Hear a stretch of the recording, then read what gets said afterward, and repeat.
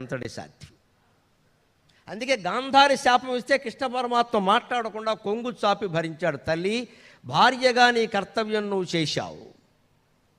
యుద్ధానికి కడుతున్న కన్న కొడుకు దుర్యోధనుడు స్వయంగా వచ్చి దండం పెట్టి, అమ్మా నాకు విజయం కావాలని ఆశీర్వదించు ఉంటే, నాన్న నేను ఆశీర్వదించలేనురా, యతో ధర్మస్తతో జయగా, యతో ధర్మస్తతో జయగా అనే ధర్మం వైపు నిలిచిన ఏకైక నారీమణి గాంధారి, ఏకైక నారీమణి గాంధారి.